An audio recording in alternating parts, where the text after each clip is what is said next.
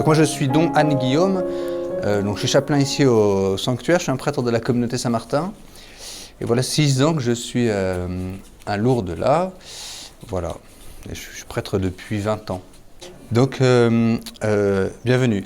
Je pars du principe que vous avez bien à l'esprit l'histoire des apparitions de la Vierge Marie à Lourdes. On va être gêné par la Saône, vous allez voir. J'espère que vous m'entendez bien. Je pars du principe que nous connaissons bien l'histoire des apparitions à Lourdes. Je vais peut-être vous donner un schéma rapide.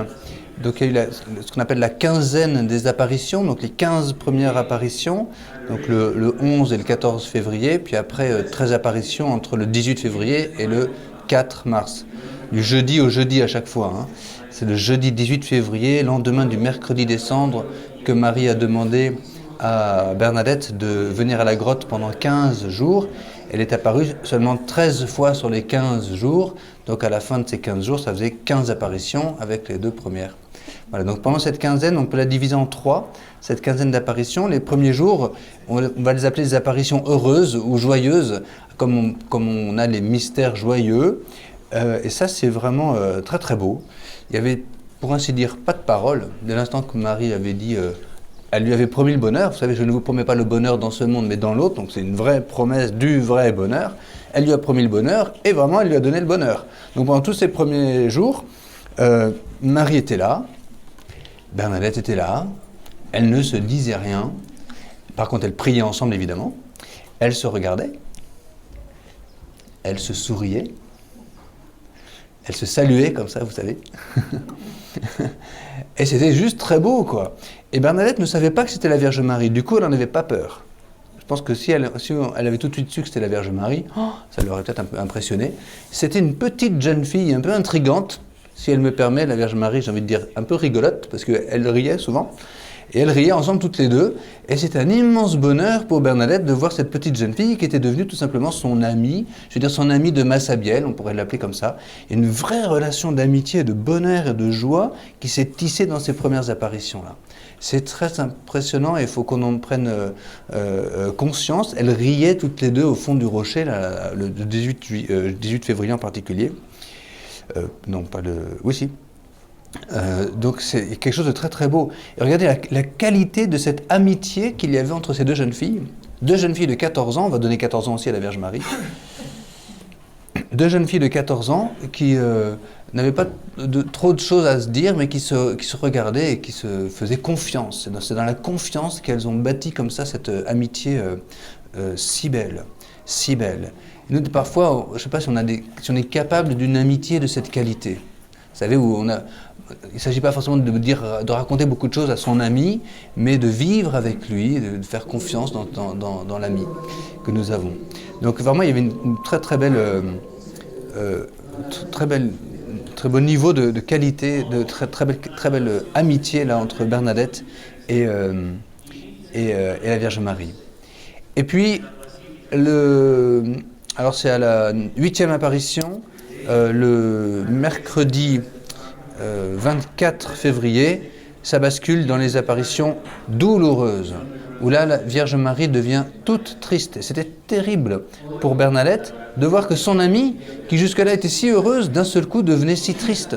Et alors Bernadette, ça la rendait encore plus malheureuse et encore plus triste.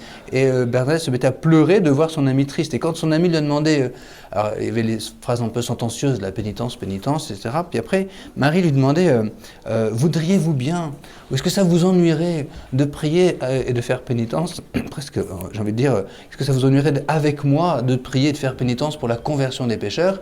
Évidemment que Bernadette répondit oui, elle s'engageait librement, généreusement, elle mettait tout son cœur à prier et à faire pénitence comme ça, dans l'espérance que tous les hommes soient sauvés, parce que c'est cela cette espérance-là que Marie déposait dans le cœur de Bernadette, en priant pour la conversion des pécheurs, ça nous donne l'espérance que tous, puisque nous sommes tous pécheurs, nous recevions le salut. Donc ces apparitions douloureuses, avec l'histoire de la source que vous connaissez bien, sont très beaux aussi. Et là, Marie fait rentrer Bernadette dans on est au cœur de l'histoire du salut, au cœur de l'œuvre du salut, et elle ouvre à Bernadette la possibilité, j'ai envie de dire, d'entrer dans l'histoire, en posant ces gestes tout simples de pénitence et de participer activement à l'œuvre du salut. On verra comment c'est si important. Et on voit donc Bernadette se mettre à prier, à faire pénitence dans l'espérance du salut de tous les hommes. Évidemment, les fruits immédiats de cette prière, nous ne les voyons pas et nous ne les verrons jamais, sauf au ciel. Au ciel, nous verrons à quel point nous nous devons mutuellement le salut les uns aux autres. Mais sur terre, c'est très difficile. Et on ne peut pas dire « tu t'es converti grâce à moi ». Un peu prétentieux de dire ça. En revanche, nous sommes sûrs de l'efficacité de notre prière, et pour révéler l'efficacité de la prière, eh bien le 1er mars, le lundi 1er mars, tombe d'une manière complètement libre et gratuite de la part de Dieu, du ciel sur la terre, cette première guérison miraculeuse, donc, sera reconnue comme miraculeuse. Et ça, on peut dire que, aussi bien nous ne voyons pas le fruit de notre prière pour la conversion des pécheurs à Lourdes, mais aussi bien, il y a des guérisons qui sont données gratuitement. Ce n'est pas forcément la personne la plus sainte, ou celle qui a le plus prié, ou celle qui le mérite le plus, qui est guérie. Ça tombe comme ça, c'est un pur don gratuit. Dieu donne sa grâce. Il y a toujours aujourd'hui encore de nombreuses guérisons. Tout cela, c'est juste en quelque sorte un signe libre que Dieu nous donne pour nous encourager dans la vraie mission du pèlerin de Lourdes, la prière et la pénitence pour la conversion des pécheurs, dans l'espérance du salut de tous les hommes. Et pour nous encourager à cela, eh bien, Dieu donne librement ces signes. Et je pense qu'il y a un lien à faire. Le lendemain, on est le mardi 2 mars, c'est la 13e apparition. Eh bien, Marie ne parle plus du tout de pénitence et elle apparaît dans une majesté et une gloire extraordinaire, beaucoup plus puissante que les premières apparitions. Et c'est vraiment très très beau pour Bernadette, et c'est là où Marie change complètement de discours. Elle a retrouvé plus que son bonheur, puisqu'elle a retrouvé cette gloire et cette majesté. Et là où elle dit « Allez dire aux prêtres qu'on bâtisse, alors dans l'ordre, qu'on vienne ici en procession et qu'on bâtisse une chapelle. » Voilà. Cette phrase-là, Marie l'a prononcée à la 13e apparition, le mardi 2 mars, et je pense qu'il y a un lien à faire avec la guérison de la veille et le fait donc que la prière pour la conversion des pécheurs est acquise, porte du fruit, et maintenant, eh bien, Marie peut changer de discours et engager en quelque sorte Bernadette à quelque chose de plus, finalité plus grande si vous voulez, avec donc ce projet. Alors concrètement ici de bâtir un sanctuaire et d'organiser des pèlerinages, chapelles et processions, mais en vrai c'est ça que je voudrais vous dire dans ce petit propos avec vous cet après-midi. Il s'agit du mystère de l'Église, tout simplement, ni plus ni moins. Voilà, c'est comme ça, donc cette 13e apparition, c'est un vrai tournant dans l'histoire des apparitions. Donc ce tournant avec cette phrase-là, « Allez dire aux prêtres qu'on vienne ici en procession et qu'on y bâtisse une chapelle. » En profondeur, quel est ce tournant? Si vous voulez, jusque-là, Bernadette voyait la Vierge Marie. Elle ne savait pas que c'était la Vierge Marie, même si elle commençait peut-être vraisemblablement à s'en douter, mais elle n'en avait pas la confirmation, donc elle n'en disait rien en tout cas. En particulier ce jour-là, elle ne le savait pas manifestement quand elle rencontre l'abbé Peyramal. Donc voilà, Bernadette voyait la Vierge Marie. Elle allait à la grotte parce que la dame lui avait demandé si elle voulait bien venir ici pendant 15 jours. Elle avait promis, donc elle y allait. Elle ne demandait absolument à personne de l'accompagner. Vous savez, on lui faisait ce reproche. Tu fais courir tout le monde après toi. Ah, certainement pas. Et ça, Bernadette, on est toujours défendu. Je vais toute seule à la grotte. Il y a des gens qui m'accompagnent, ça les regarde. Bernadette ne demandait à personne. Elle a toujours été accompagnée, elle ne s'est jamais retrouvée seule à la grotte. Mais il n'empêche qu'elle n'a jamais demandé à personne de l'accompagner pour aller à la grotte. Elle n'a jamais eu peur de cette petite jeune fille qui l'intriguait dès le début et qu'elle a toujours voulu voir et revoir. Et donc, quand elle y retourne à 2e apparition, c'est elle toute seule qui veut y retourner. Elle est accompagnée d'autres enfants, mais elle ne leur a pas demandé de venir avec elle. Et puis après, dès lors que Marie lui demandait de venir, elle y allait toute seule, sans demander jamais à personne de l'accompagner. Tout cela, ce mystère des apparitions, c'est, je dirais, la mise en œuvre, c'est la vie spirituelle de Bernadette qui se déploie ainsi. Et si vous me permettez l'expression, cela ne nous regarde pas. c'est la vie privée de Bernadette. Et on n'a pas à faire les voyeurs et essayer de voir ce qu'elle voit et comprendre ce qu'elle vit. Ça ne nous regarde pas. Et du reste, l'Église institutionnelle, jusque-là, est restée extrêmement prudente. Et jamais l'abbé Peyramale n'avait rencontré Bernadette. Il refusait même de voir Bernadette. Et jamais il n'était allé à la grotte. Alors, de sa vie, il ne sera jamais venu à la grotte, lui. Même après, il n'y est pas allé. Mais il n'empêche, c'était sa place et sa mission en tant que monsieur le curé de ne pas s'engager. C'est la vie spirituelle de Bernadette. Bernadette, et c'est très juste, s'en était immédiatement, dès la première apparition, ouverte au vicaire, l'abbé Paumian, parce que c'est sûr qu'une vie spirituelle comme ça, il faut le gérer. Donc elle en avait tout de suite parlé à un prêtre.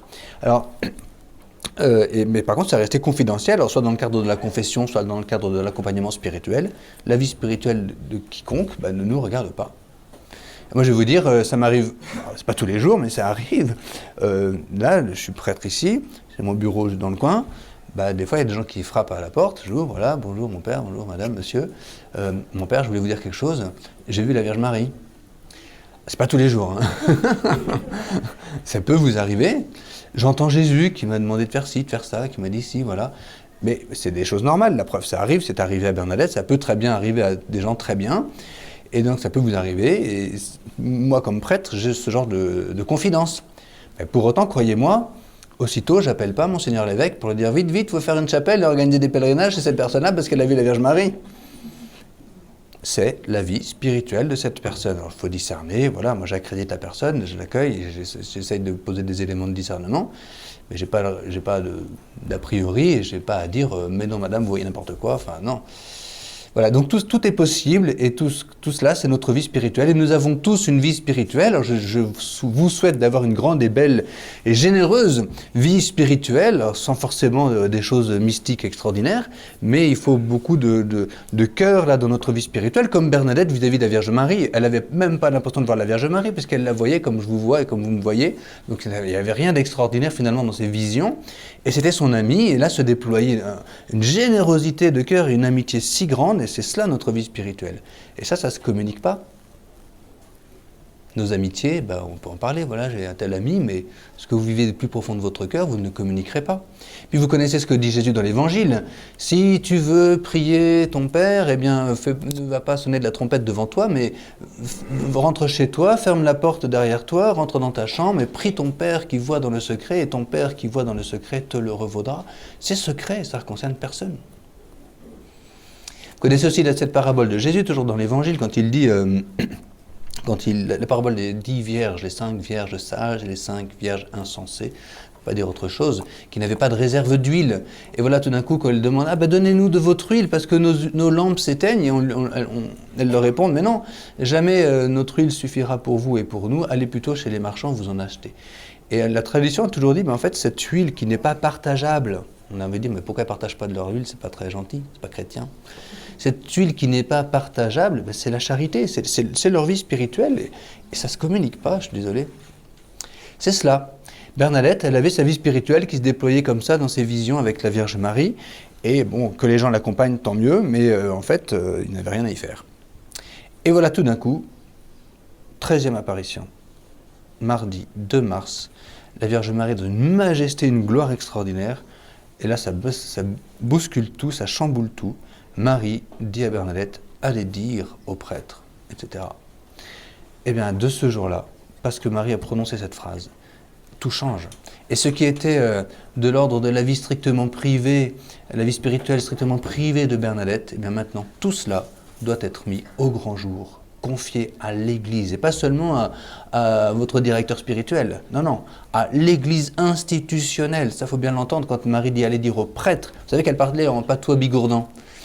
Et en patois bigourdan, je fais une très mauvaise conférence, parce que je n'ai pas regardé comment on disait en patois bigourdan ça, allez dire au prêtre. Mais ce que je sais, c'est que le mot prêtre n'existe pas en patois. Donc on utilisait le mot français. Et c'était le seul mot français qui était utilisé dans le patois pour désigner toute l'Église institutionnelle, Monseigneur l'évêque, Monsieur le curé, Monsieur le vicaire, enfin tout ce qui concerne l'institution Église. Et donc quand Marie dit « allez dire au prêtre » au pluriel, clairement, elle désigne l'Église dans son institution. Donc c'est parce que Bernadette allait déjà voir son directeur spirituel, en quelque sorte, avec l'abbé Pomian, qui était le vicaire de la paroisse. Là maintenant, il s'agit d'aller voir vraiment monsieur le curé. Et Bernadette ne se trompe pas, c'est bien l'abbé Père Amal, le curé de Lourdes, qu'elle va voir aussitôt après cette apparition. Dès lors, on comprend que tout ce qui s'est passé à Lourdes jusque-là va vraiment devenir public. La vie spirituelle de Bernadette ne regarde plus seulement Bernadette, mais elle va nous regarder nous-mêmes. Ça, c'est important de se dire qu'en fait, on rentre maintenant dans quelque chose de l'ordre d'une mission, si vous voulez. Bernadette reçoit sa mission.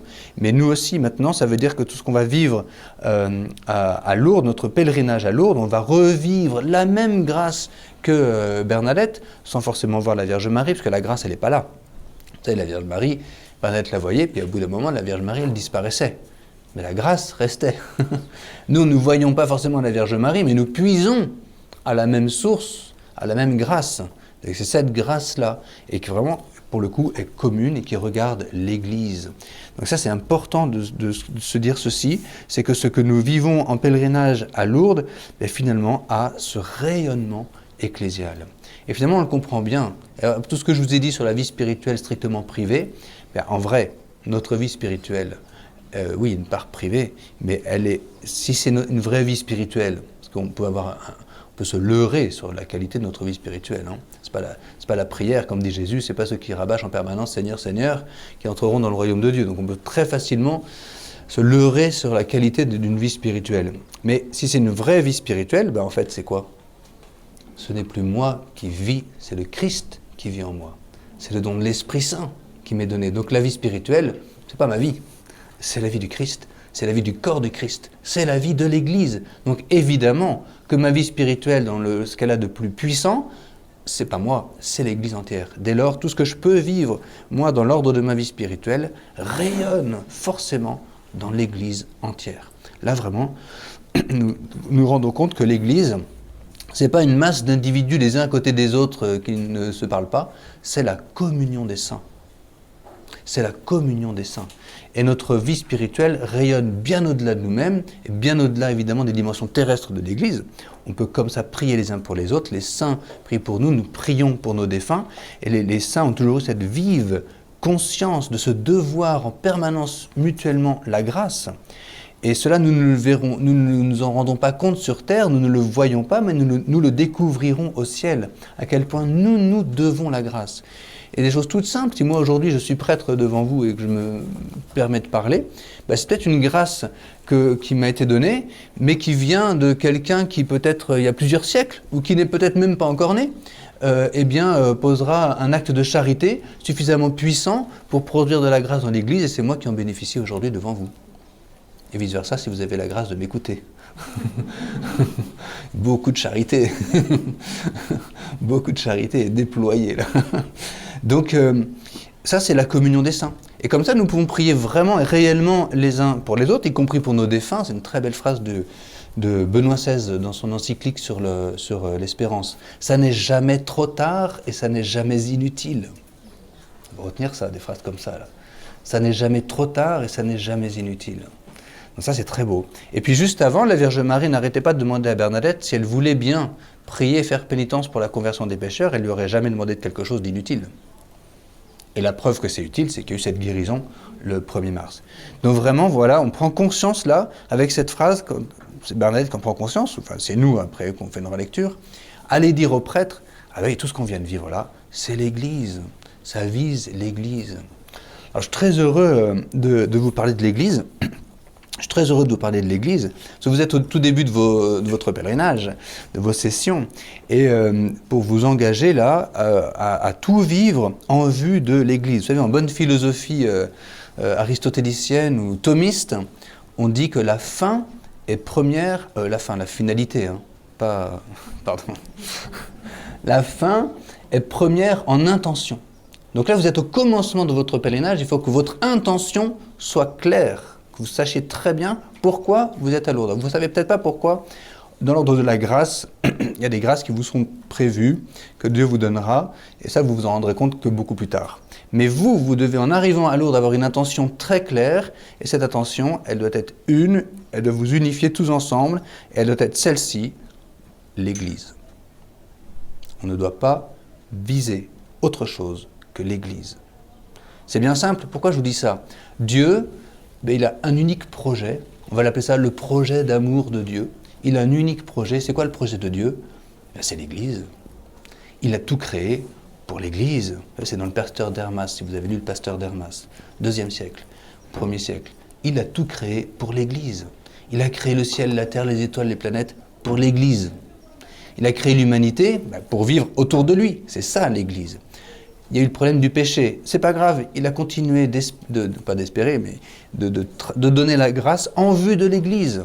Il a envoyé son Fils pour l'Église. Son Fils a accepté de mourir sur la croix pour l'Église. Il a envoyé l'Esprit Saint à la fin pour l'Église. Tout ça, toujours, Dieu a un seul but, et toujours le même. Il n'a jamais changé, il ne changera jamais. C'est l'Église. Le rassemblement de l'humanité dans la gloire auprès de lui, pour nous partager son humanité.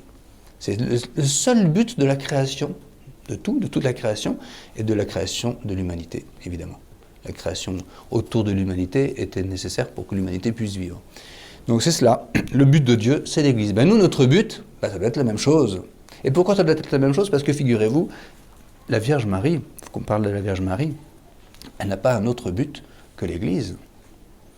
Et depuis son plus jeune âge, où elle se laisse imprégner par la parole de Dieu, il faut l'imaginer au temple, où elle reçoit tous les enseignements des meilleurs maîtres en Israël, des meilleurs scribes et tout. Elle se laisse totalement imprégner par la parole de Dieu, jusqu'au jour où, on va dire à 14 ans, parce que c'est comme ça qu'elle se manifeste à Lourdes, elle est prête pour incarner en elle cette parole de Dieu, le Verbe de Dieu. Mais pourquoi tout cela?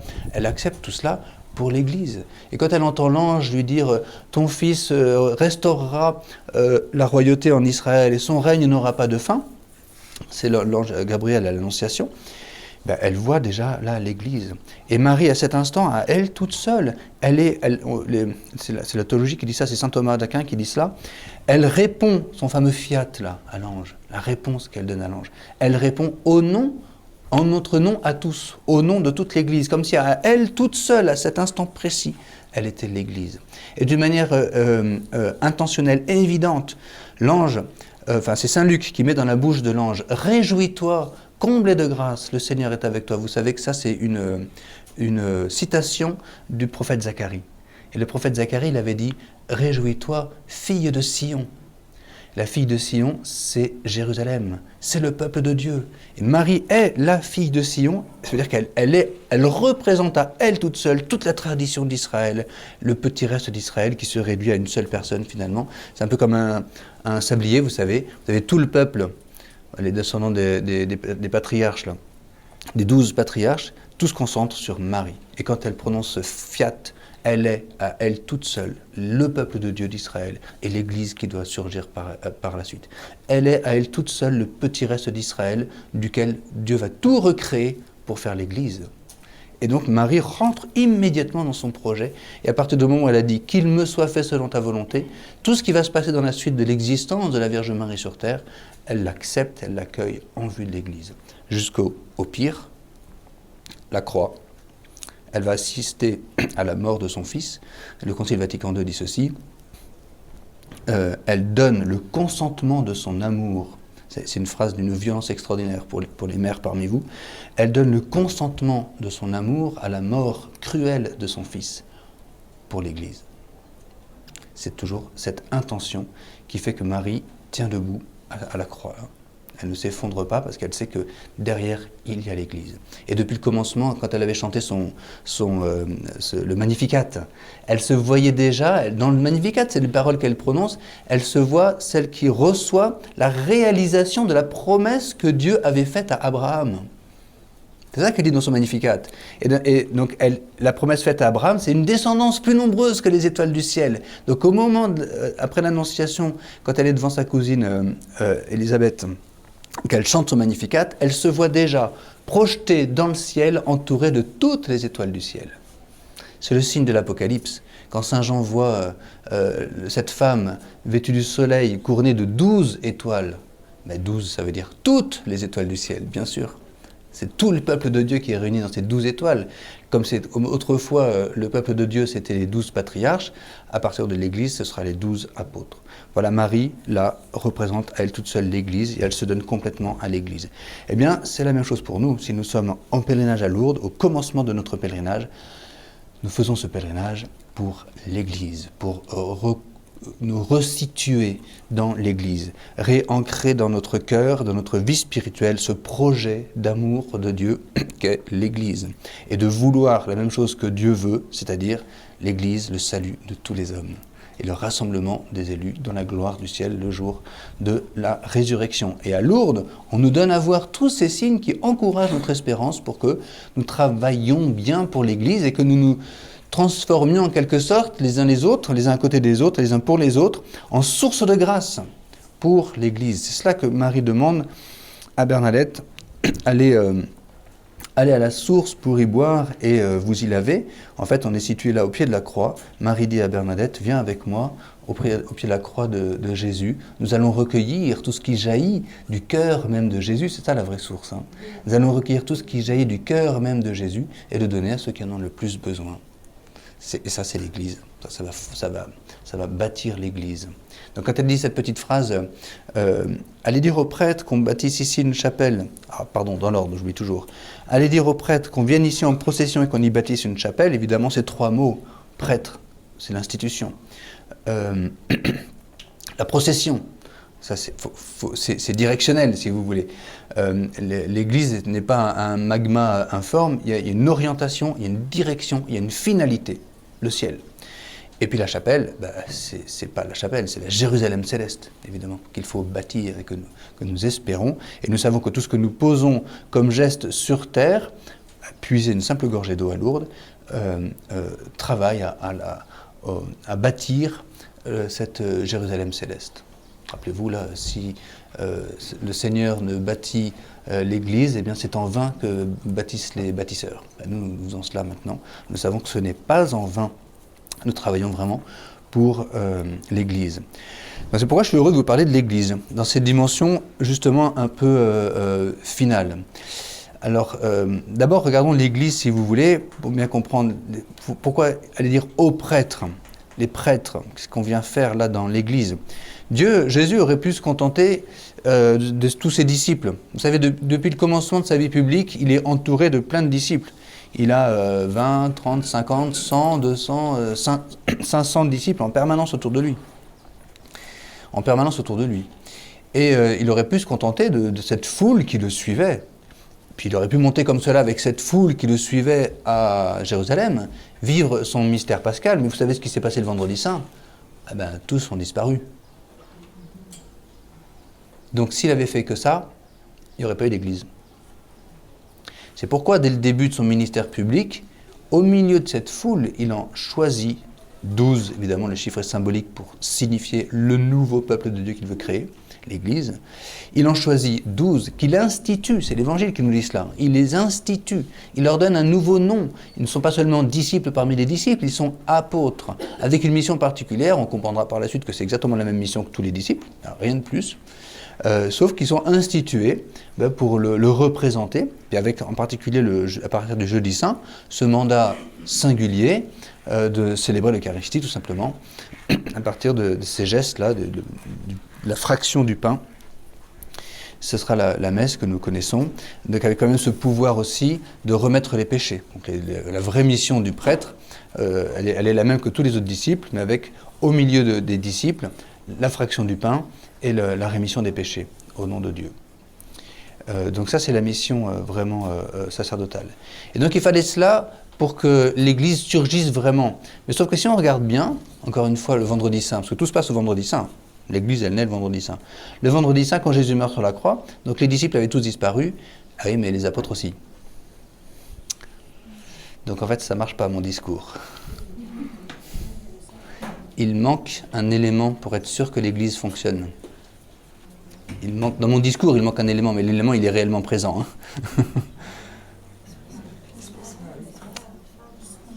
Il faut un élément humain.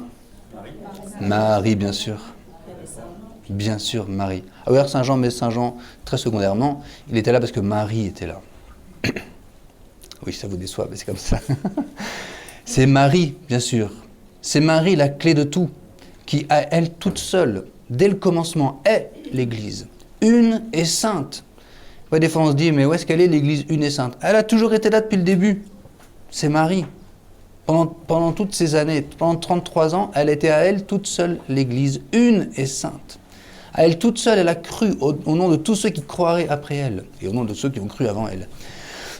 Au nom de tous, elle a espéré. Quand son fils mourait sur la croix en particulier, elle n'a pas défailli, elle a tenu bon dans sa foi et dans son espérance, en sachant ce que Dieu faisait, et sans comprendre pourquoi ça se passait comme ça, elle continuait de faire confiance dans la parole que l'ange lui avait dite et qui ne lui a jamais été répétée depuis.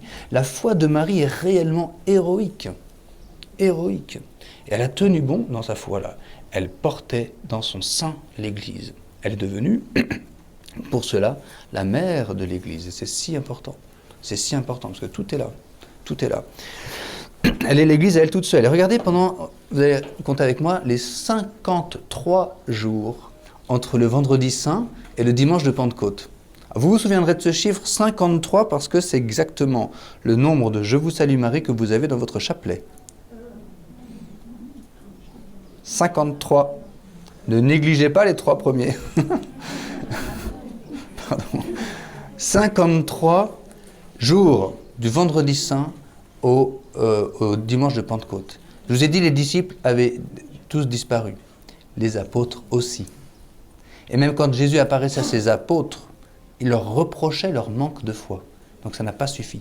Il fallait que Marie soit là. Elle, qui avait la foi la plus forte et la plus pure qui soit, eh bien c'est grâce à Marie que tout a fonctionné. Et c'est Marie, en quelque sorte, je ne sais pas comment ça s'est passé, là c'est moi qui brode un peu, mais ça permet de bien comprendre l'événement. C'est Marie qui a dit aux apôtres, maintenant vous venez avec moi. Il vous a dit de revenir à Jérusalem, vous revenez à Jérusalem, et on va attendre la promesse qu'il nous a faite. Et la confiance, donc c'est la foi, la confiance de Marie dans la promesse de Dieu.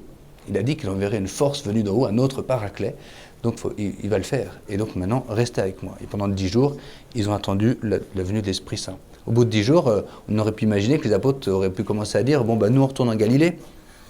Non, Marie a dit « On reste là, on attend jusqu'à la fin ». Et le dimanche de Pentecôte, il s'est passé ce que vous savez et l'Église a pu fonctionner. L'Église doit tout à Marie. Et Marie est vraiment la mère de l'Église. Et on dit souvent l'Église est fondée, parce que c'est les 12 apôtres, donc le nouveau peuple d'Israël, etc. L'Église est fondée sur la foi des 12 apôtres, comme c'est bien dit. Oui, mais la foi des 12 apôtres, c'est la foi de Marie. Formellement, donc la fides quo et la fides qua. À la fois le contenu, alors peut-être le contenu, ils ont reçu pas mal de choses, peut-être plus que Marie, mais dans la fides qua, donc la foi formelle qui nous fait adhérer au contenu, la Marie est la plus forte de toutes, de tous.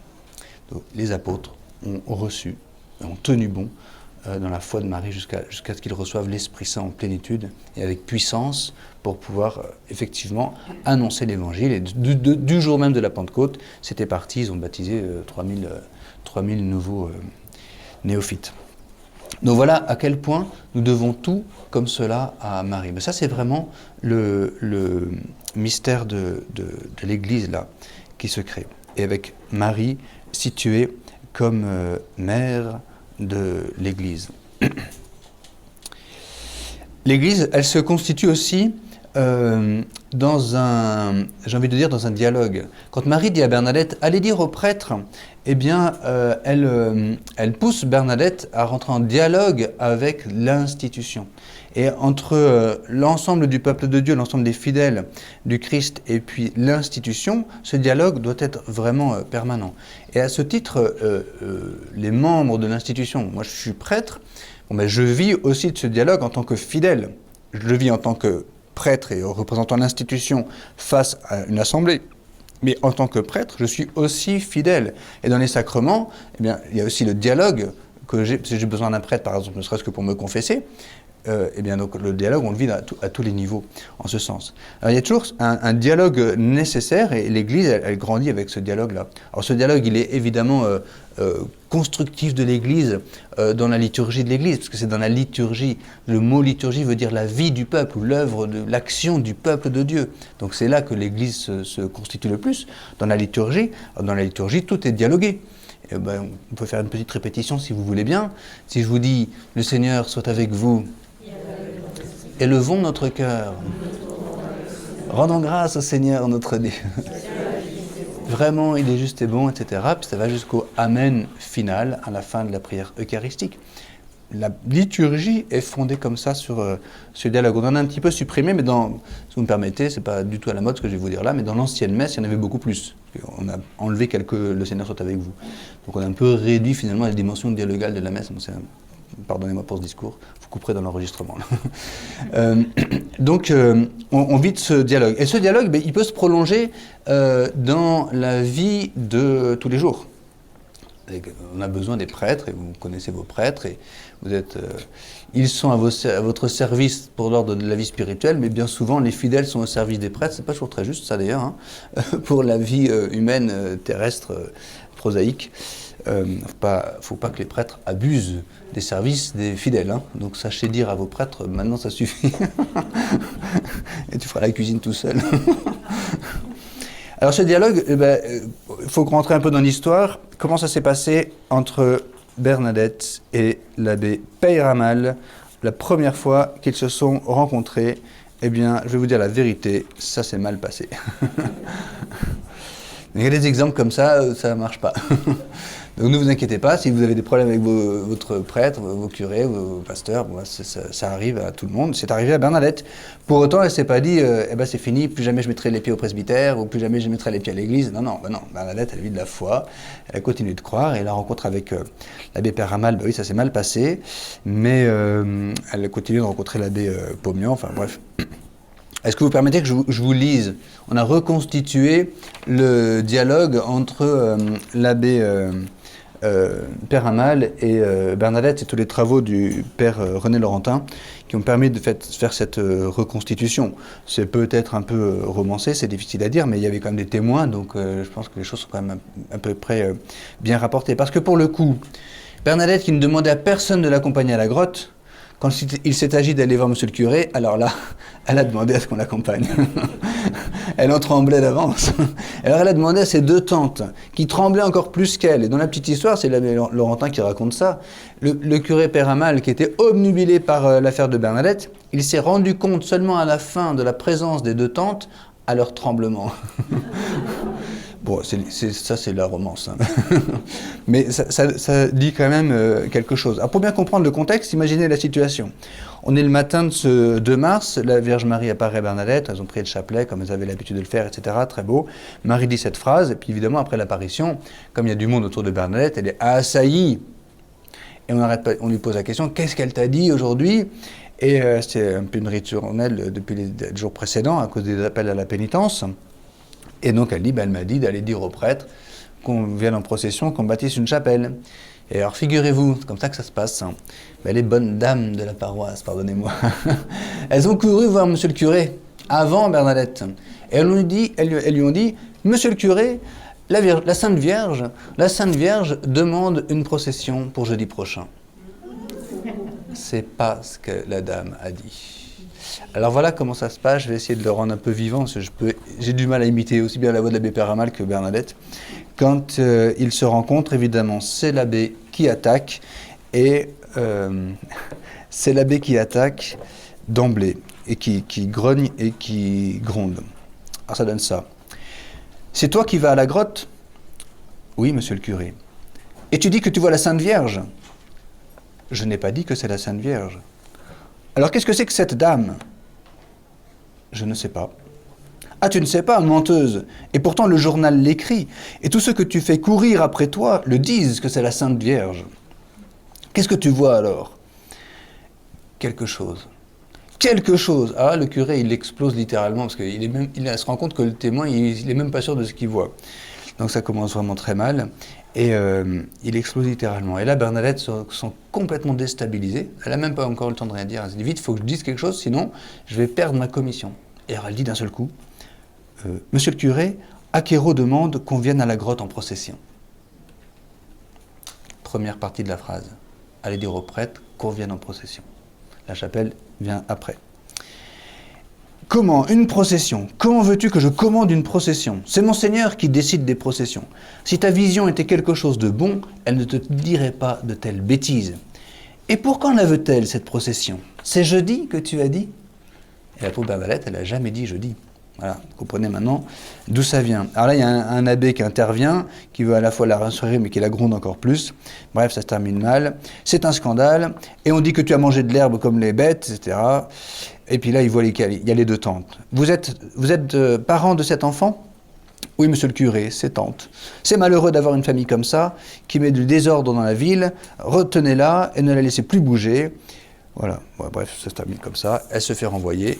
Et en sortant du presbytère, elle dit « J'ai oublié pour la chapelle. Faut y retourner. » Alors là, non, les tantes, pas tout de suite. Les tantes n'y retourneront pas. Bernadette y retournera le soir avec quelqu'un d'autre, je ne sais plus exactement dans l'histoire, pour dire Acquérault demande aussi une chapelle. Nouvelle explosion de colère de monsieur le curé. Et là, c'est la première fois, donc c'est un petit trait de l'histoire, hein, où Bernadette va transformer les propos de la dame en disant « Oh, une toute petite chapelle suffira ». Marie n'a jamais dit ça. Et je vous dis ça parce que dans l'histoire c'est beau. Une fois que tout est acquis, évidemment, le curé un jour ira voir Bernadette en disant bah, voilà, tu vas voir, on va la construire cette chapelle et tu verras, elle sera grande. Voilà, donc ça c'est l'histoire. Alors pour bien comprendre l'abbé Peyramale, parce que quand même il ne faut pas dire trop de mal, c'était vraiment d'abord vraiment lui-même était un homme bon, un homme généreux, mais un homme bouillonnant de cœur et de courage et de plein de choses. On disait de lui que tant qu'il était curé à Lourdes, il n'y avait pas de pauvres qui étaient délaissés. Donc il avait vraiment le souci de tout le monde. Et vraiment, c'est un homme généreux, mais simplement, précisément, il représente l'institution.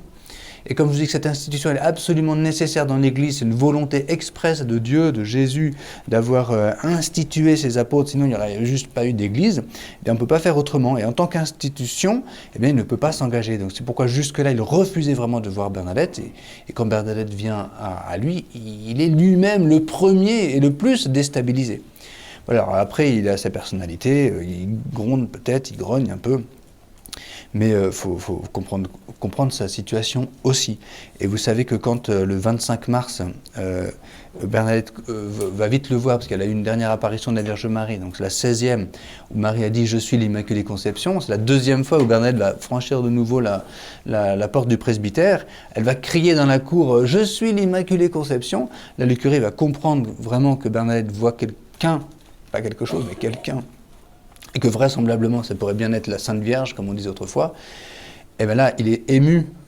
Donc c'est un homme vraiment généreux, mais comme c'est un homme des Pyrénées, c'est un prêtre, bon, il cache un peu son émotion. Donc de nouveau, il gronde cette pauvre petite Bernadette, mais il monte pleurer tout seul dans sa chambre. Voilà, le bonhomme. Donc c'est un homme tellement généreux que forcément il a des combats en lui, et il faut comprendre cette rencontre ratée est aussi le fruit de ce combat qu'avait l'abbé Peyramale dans une telle situation. Alors voilà, Bernadette évidemment ne s'en est pas arrêtée là, et elle vivait au moment de la foi. Donc je vais vous donner un autre témoignage beaucoup plus généreux, où Bernadette, parce que par la suite, quand beaucoup de pèlerins venaient voir Bernadette, évidemment, elle avait l'occasion de rencontrer de nombreux prêtres. Et je pense que pas mal pouvaient l'agacer, parce que tout le monde l'agaçait, à vrai dire. Elle en avait marre de raconter toujours les mêmes histoires, et puis elle voulait rester tranquille chez les sœurs de Nevers, donc là, à l'hospice. Voilà. Mais alors, 2 ans avant qu'elle quitte Lourdes, donc elle a 20 ans, donc imaginez une jeune femme, elle n'a pas encore décidé de devenir sœur de Nevers, hein, donc elle a la vie devant elle. Une jeune femme, elle rencontre un jeune abbé, tout jeune prêtre, 25 ans, l'abbé Charles Bouin. Et là, il se passe quelque chose entre eux, et une très belle amitié qui se crée entre tous les deux. Et ils ont eu une correspondance. Donc je vais vous lire une lettre que Bernadette a écrite à cet abbé. Et c'est très impressionnant les termes qu'elle utilise pour dire son amitié. vis-à-vis de cet abbé.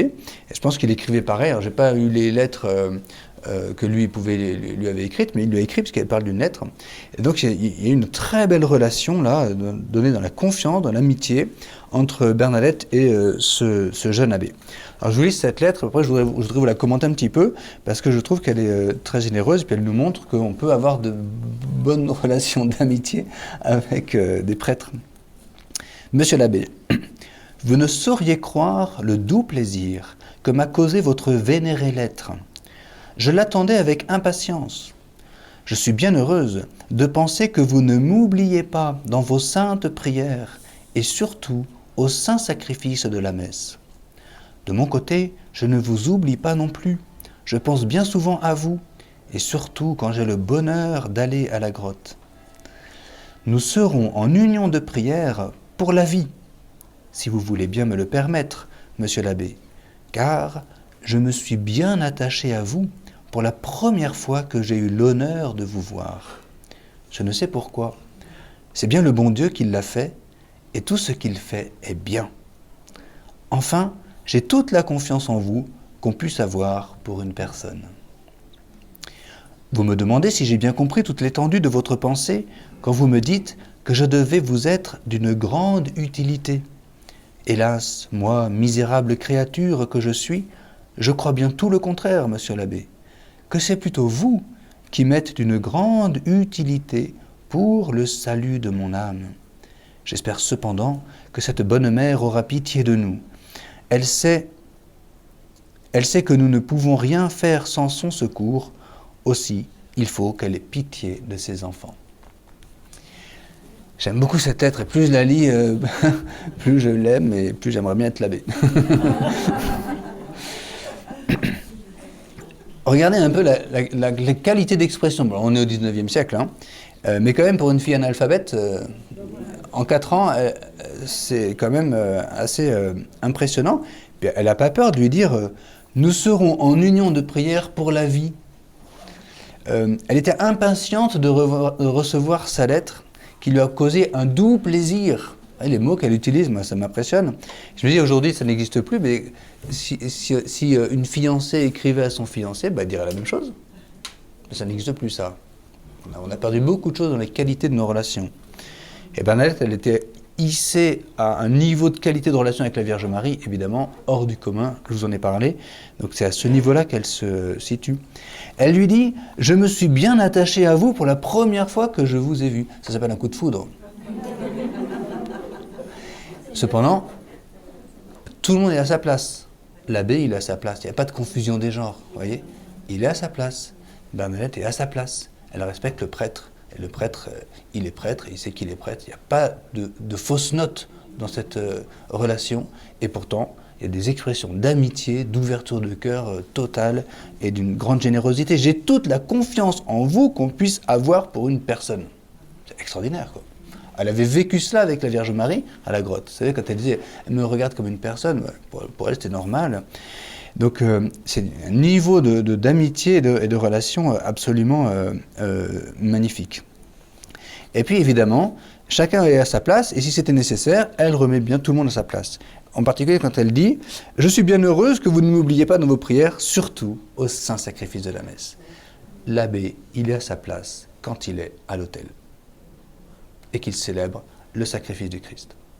C'est la place de tous et de chacun, le sacrifice du Christ, la croix de Jésus. Qu'est-ce qui se passe à la grotte quand Marie dit à Bernadette « Allez à la fontaine », je vous l'ai dit, hein, « Viens avec moi ». Il n'y avait que Marie et elle y était à notre place, en notre nom, pour nous, pour qu'un jour nous ayons accès avec elle à la même foi, à la même espérance et accès à la même source de grâce et de miséricorde. Viens avec moi, dit-elle à Bernadette, nous allons ensemble puiser à la source du cœur de Jésus. Vous connaissez ces images, on voit la Vierge Marie avec une coupe à la main qui recueille tout ce qui jaillit du cœur de son Fils. C'est ça la place de l'Église, la place de la mère de l'Église qui est Jésus, mais donc la place de toute l'Église. C'est notre place. Marie conduit Bernadette à sa place. Et Bernadette là met l'abbé à sa place quand elle lui dit « Eh bien, je suis bien heureuse que vous pensez à moi quand vous célébrez la messe. » Et regardez le parallèle immédiat que Bernadette fait. « Eh bien, moi, je penserai à vous quand j'irai à la grotte. » Parce que la grotte, c'est en image la réalité du sacrifice du Christ. Et là, vraiment, Bernadette est à sa place en tant que fidèle. L'abbé, il est à sa place en tant que prêtre. Et dans ce dialogue, cette correspondance épistolaire-là, eh bien, ça fonctionne. C'est l'Église qui se vit. Je vous souhaite d'avoir des relations avec vos prêtres de cet ordre-là, où dans la foi, ensemble, nous puisons à la même source. Évidemment, tout se passe dans l'Eucharistie, mais ça va bien au-delà de l'Eucharistie, parce qu'il y a tous les symboles que nous pouvons utiliser. Donc un simple, Jésus le dit, un simple verre d'eau que vous donnez à quiconque, c'est une manière de puiser à la source de la grâce. Et Jésus dit, celui qui donne un verre d'eau en mon nom à quelqu'un qui a soif, il ne perd pas sa récompense. C'est comme ça qu'on bâtit l'Église. Et tous les petits gestes qu'on va pouvoir vivre dans notre existence, eh bien, sont toujours ordonnés au fait de puiser à la source de la grâce, donc symboliquement à la grotte de Lourdes, réellement au sacrifice de la messe, qui est l'unique sacrifice du Christ perpétré en permanence. Et c'est ainsi qu'on bâtit l'Église. C'est ce que dit Bernadette à la fin de sa lettre, quand elle dit, ben voilà, vous me dites, monsieur l'abbé, que je vous suis utile. Ben moi j'imagine bien l'abbé, il rencontre une voyante, c'est impressionnant pour lui, et donc ça le conforte dans son ministère. Voilà, il est bien heureux. Et elle lui répond, ah non, c'est l'inverse. C'est vous qui m'êtes beaucoup plus utile pour le salut de mon âme. Et voilà, la fin de tout. Et que si on veut viser l'Église comme Dieu vise l'Église, comme Marie vise l'Église, il faut que nous ayons cette même intention, c'est-à-dire l'espérance du salut des âmes, la nôtre et celle des autres. Et parce que je vous ai cité Benoît XVI dans ce propos-là, quand il dit de faire quelque chose pour autrui, ça n'est, même pour un défunt, ça n'est jamais trop tard et ça n'est jamais inutile, eh bien, j'ai perdu la citation. Benoît XVI, donc toujours dans son encyclique sur l'espérance, il nous encourage comme cela à toujours tout faire, voilà, c'est ça, toujours tout faire pour le salut de notre prochain. Et il dit exactement ceci, j'aurai tout fait pour mon propre salut quand j'aurai d'abord tout fait pour le salut de mon prochain. Benoît XVI, donc dans son encyclique sur l'espérance, sauvé dans l'espérance. Et ça, si vous me permettez, je termine comme ça, sur cette nécessité de faire, entre guillemets, c'est un peu vain comme expression, mais ça explique quand même un peu les choses, cette nécessité de faire quelque chose pour l'Église, faire quelque chose pour le salut de mon prochain. C'est une manière de vivre. C'est une manière de vivre, et j'aimerais que nous puissions devenir, un peu comme la Vierge Marie l'est, évidemment, la seule, la mieux en son sommet, mais elle peut nous aider à le devenir. Je vais utiliser une expression des pères de l'Église très ancienne, complètement désuète aujourd'hui, mais qui est très belle. Marie, on va dire qu'elle est une âme ecclésiale. Ça veut dire quoi, une âme ecclésiale? Ça veut dire que la moindre action que peut poser Marie, la Vierge Marie, elle le fait pour l'Église. Tout ce que Marie vit, elle le vit pour l'Église. Elle vise l'Église. Elle n'a pas d'autre intention dans sa vie que l'Église. Marie est une âme toute donnée à Dieu, à son Fils, et donc au projet de Dieu et à ce que réalise son Fils, c'est-à-dire l'Église. On le voit dans les noces de Cana. Elle n'a qu'un seul but, c'est que ça se déclenche et qu'il fasse quelque chose. Et donc elle est même impatiente et Jésus doit lui dire qu'il faut encore attendre 2 ans et demi. Et même à la croix, pourquoi elle est là? Elle veut voir tout jusqu'au bout, que tout se réalise jusqu'au bout, parce qu'elle est donnée, totalement donnée. Sa vie, elle ne vit plus pour elle-même, elle vit pour l'Église. Elle a donné sa vie, elle a tout abandonné déjà, elle a tout donné, et il ne lui reste plus rien à elle en propre. Marie, vous savez, quand elle dit « Voici la servante du Seigneur », elle dit « Voici », le mot vrai, c'est « esclave ». C'est-à-dire elle n'a rien en propre à elle. C'est ça que ça veut dire l'esclavage. C'est pas, faut enlever toutes les connotations qu'on en a fait depuis. Être esclave, ça veut dire que je ne suis propriétaire de rien. Mais je vis dans la maison de mon maître. Et du coup, je jouis de toutes les propriétés de mon maître. Et si Marie se dit esclave du Seigneur, elle est à la fois la plus pauvre et immédiatement la plus riche. C'est ça, Marie. Une âme ecclésiale. Mais si nous avons cette grâce d'aimer l'Église, de vouloir servir l'Église, de travailler pour l'Église, je ne parle pas de l'Église sur terre en vous mettant au service du presbytère ou de la liturgie, ou de la sacristie ou que sais-je. Je vous parle du salut des âmes. Servir l'Église, travailler pour l'Église, c'est travailler pour le salut des âmes, dans notre prière, dans les gestes de pénitence, les gestes quotidiens que nous pouvons faire. Et là, on peut tout faire. Comme disait Thérèse de Lisieux, je ferai tout par charité. Même me baisser pour ramasser une épingle, ça c'est une spiritualité salésienne. Tout faire en vue du salut des âmes. Et si on donne cette petite intention, une intention, rappelez-vous, première, la finalité c'est la fin, mais la finalité elle est première en intention. Ben, c'est dans l'intention de chacun de mes gestes au quotidien, de toutes mes journées. Donc, ma vie au quotidien, la plus prosaïque qui soit, le fait que je me lève, le fait que je me mette au service de quiconque, quoi que je fasse, le ménage à la maison, enfin vous imaginez tout ce que vous voulez, votre travail, votre mission, faites tout avec cette intention du salut des âmes et offrez tout les petites peines du quotidien pour le salut des âmes. Ben, vous deviendrez une âme ecclésiale. Marie vous mettra au monde, vous portera, vous enfantera, vous concevra, vous portera, vous enfantera. Elle est la mère de l'Église. Et elle nous donne comme cela notre place dans l'Église. Et nous prenons réellement notre place dans l'Église si nous devenons une âme ecclésiale en prenant la résolution un jour, d'un coup d'un seul, de dire à partir de maintenant, tout ce que je le fais pour l'Église. Attention, ça va très loin. Je vous parle là du niveau, par exemple, d'une consécration de notre vie à Jésus par Marie, prenez des expressions que vous voulez, c'est la spiritualité de Saint Louis-Marie Guénon de Montfort, mais on peut aussi tout donner à Marie, parce que tout ce qui est donné à Marie sera immédiatement donné à Dieu, puisque précisément elle est l'esclave du Seigneur. Et bien si on décide de tout donner comme ça, ben, toute notre vie, nous allons produire en quelque sorte, c'est les expressions, mais les mots de la théologie ne sont jamais beaux, mais on est obligé de les utiliser. Nous allons devenir source de grâce. Parce que tout ce qu'on va faire comme grâce, pourquoi Marie demande de faire des pénitences pour la conversion des pécheurs, ben c'est parce qu'un petit geste tout simple, ne serait-ce que puiser une gorgée d'eau à la source de Massabielle ou embrasser la terre, ce que Marie demandait à Bernadette, que nous avons un peu oublié de faire aujourd'hui, embrasser la terre, eh bien ça porte du fruit dans l'ordre de la grâce. Et ce fruit-là, tout de suite, je dois dire, c'est pas pour moi. Je le donne à qui vous voulez, mais il faut le donner à la Vierge Marie. Donc quelqu'un qui est dans l'esprit de Saint Louis-Marie Guénon de Montfort, mais c'est l'esprit de Lourdes, c'est l'esprit de notre pèlerinage à Lourdes, et si on réfléchit bien, c'est toute vie chrétienne qui devrait vivre ainsi, puisque c'est comme ça que Marie a vécu. Tout ce que je vis, je le donne à Marie, pour que cela serve dans l'ordre de la grâce, alors à la conversion des pécheurs et à la purification des âmes du purgatoire. C'est deux grandes dimensions de la communion des saints. On est bien ensemble là dans l'Église. Et là, ça fonctionne. Les trois dimensions de l'Église, militante, souffrante et puis triomphante, ça fonctionne vraiment très bien. Parce que les saints ne font que cela, évidemment. Ils sont, par excellence, des âmes ecclésiales. C'est pour ça qu'ils sont saints. Et au ciel, tout le monde l'est. Et nous, notre espérance, c'est de le devenir. De cesser de penser à nous-mêmes dans l'ordre de la grâce. C'est très, très compliqué. De jamais se dire, tiens, je vais faire un pèlerinage, ça va me faire du bien dans l'ordre de la grâce. Aussitôt, vous dites, cette grâce-là, je la donne. On ne perd jamais la grâce. On gagne toujours à la donner, parce que c'est comme le manteau d'Élie, ça fait toujours une double part et ça se multiplie. Donc on ne perd jamais la grâce, ça se dédouble toujours. Et donc ça, c'est toujours très, très beau. Et à la fin, si on fait ça, c'est comme si on se réfugiait tous ensemble sous le même manteau. Vous connaissez, moi je suis de la communauté Saint-Martin. L'histoire de Saint-Martin.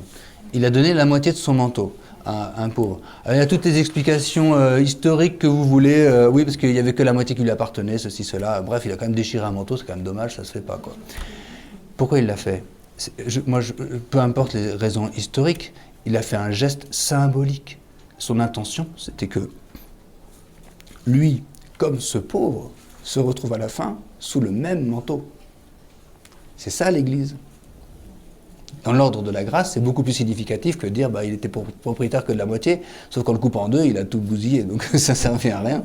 Non, il a voulu que ce pauvre et lui se retrouvent sous le même manteau symboliquement. Évidemment, il a eu cette intention symbolique. Bon, concrète, il l'a couvert, mais symboliquement, il a vu une autre intention. La preuve, Jésus lui a révélé, puisqu'il lui a paru couvert du manteau. Donc ça, c'est très très beau. Donc c'est ça, c'est cette intention de travailler pour l'Église, de viser le salut des âmes, de tout faire pour le salut de notre prochain, viser le salut immédiatement, et pas seulement notre propre salut.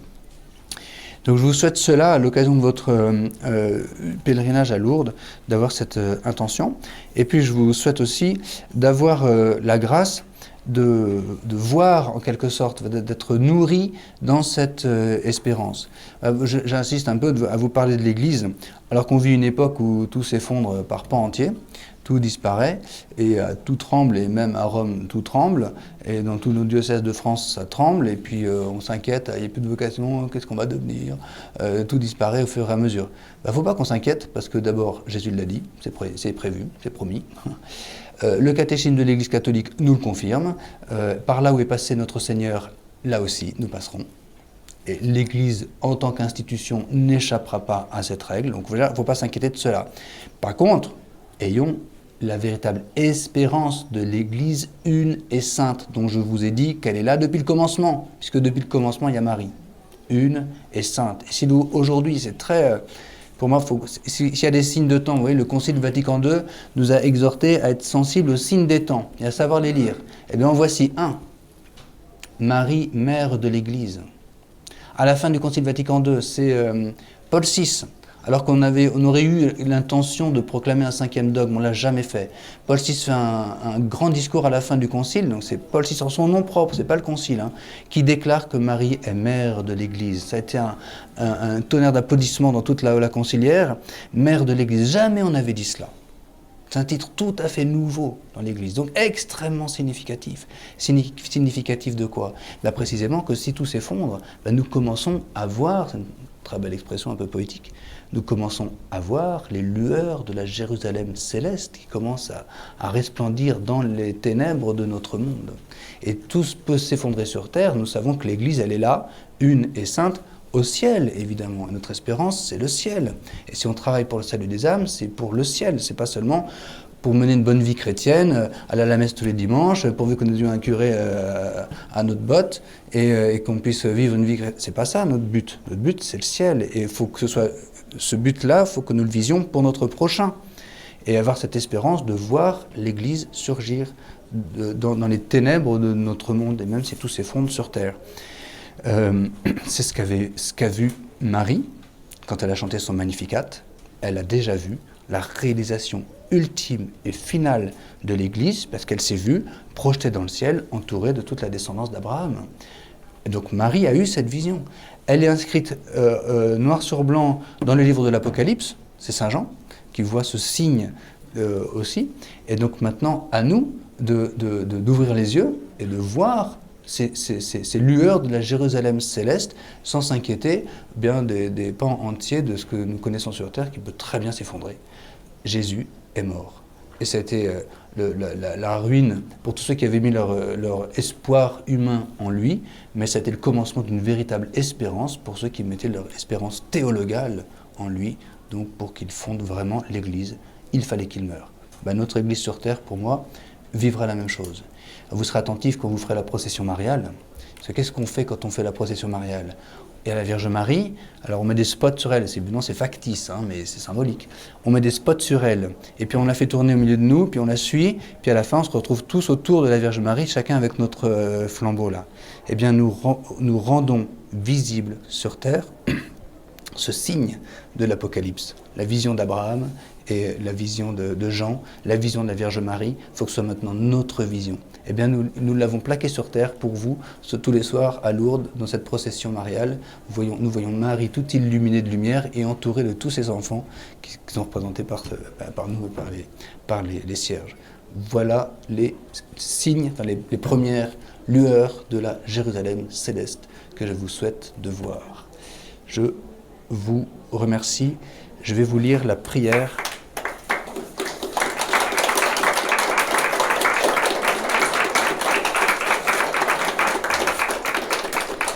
Je vais vous lire la prière à Marie, Mère de l'Église. Vierge Marie, Sainte Mère de Dieu, Notre-Dame de Lourdes, comme autrefois vous avez fait jaillir la source de Massabielle par votre douce intercession maternelle, faites jaillir du cœur de votre divin Fils le don de Dieu, l'Esprit Saint, et répandez-le sur chacun de vos enfants.